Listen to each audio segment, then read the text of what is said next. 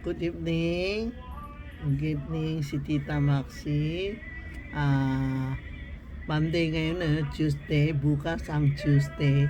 Bukas gabi and Wednesday our Chinese New Year. No, wala kaming Christmas po. So bukas ng gabi po, maghahanda kami for New Year po. No? Advice lang tayo mga feng shui tip kasi marami nagtatanong. Tita, ano gagawin namin bukas?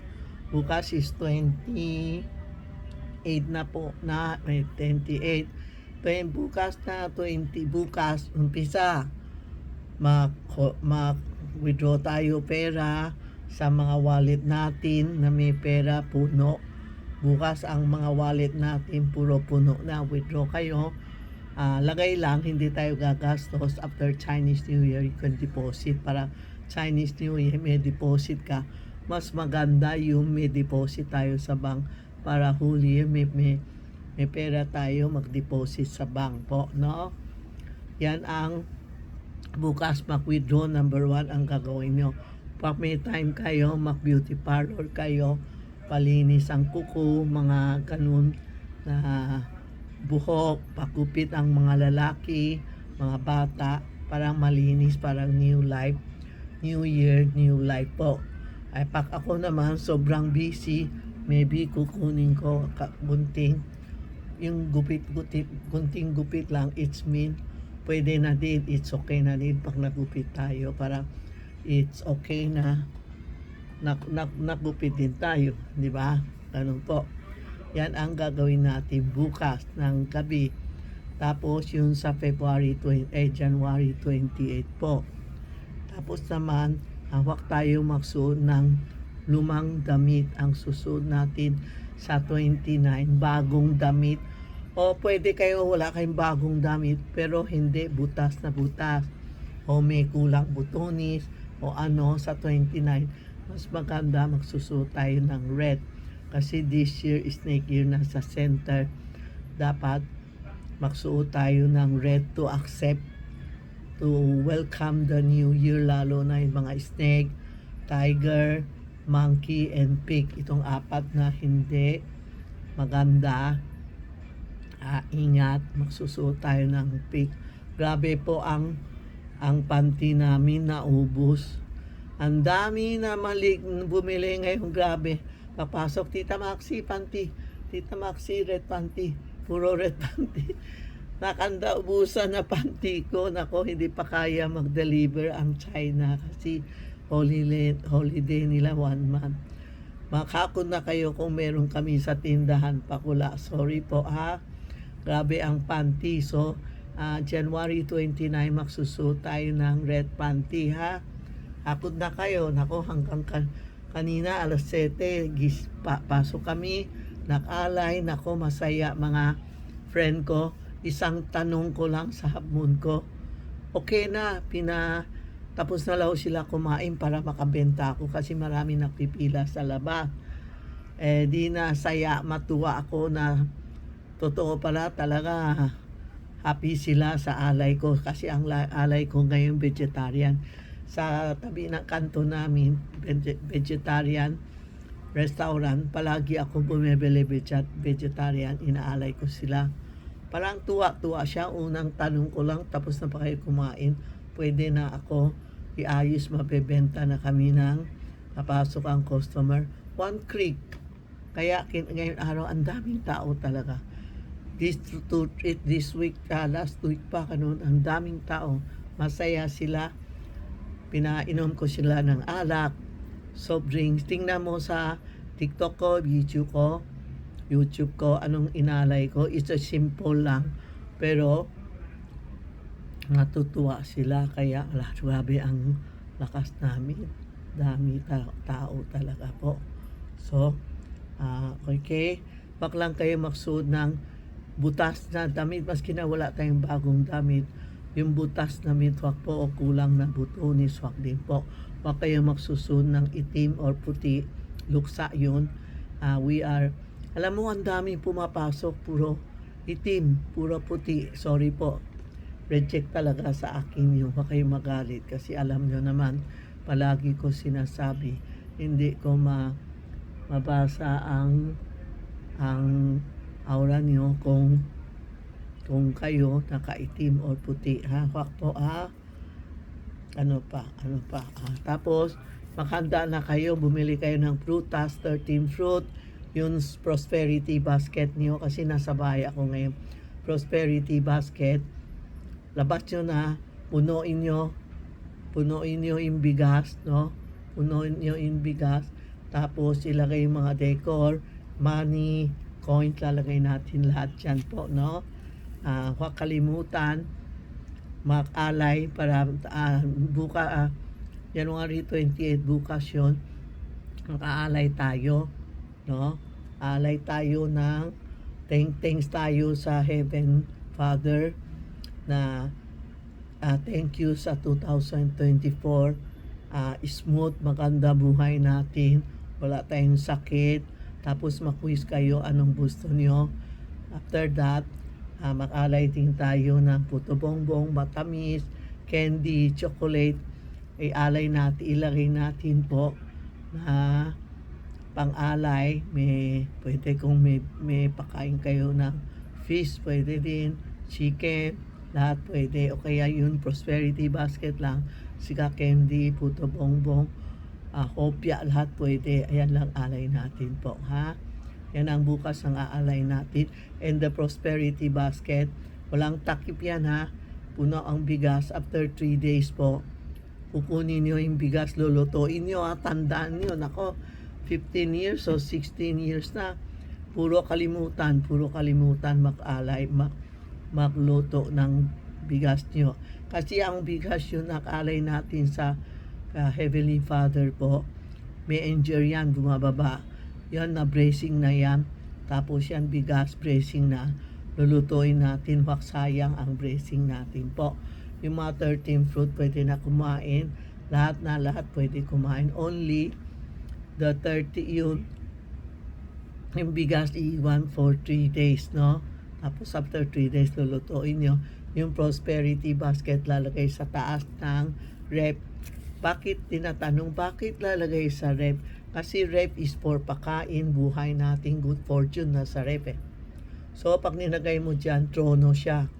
We will everyday may pakain tayo, may mainom tayo, lahat good fortune tayo. Yan kaya nga nilalagay natin sa rep. Yung rep bawal may anong gamot o may anong buting-ting, alisin nyo po, ha? Tandaan nyo yan. Yan ang feng shui tip ko. Kasi wala na kami time bukas, hindi na ako mako-feng shui sa inyo. Papasok namin, puno na ang tao, no? Isa pa, ito ang tandaan natin. Pakulang kayo, bumili na kayo, tumawag na kayo. Ito ang Yasui coin.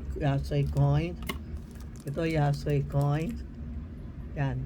Lalagay mo sa, pag bumili kayo bukas, kung hindi pa naglagay na, ito lalagay sa loob. Tapos lalagay tayo ng pera. Dali ako po ng pera kung meron ako.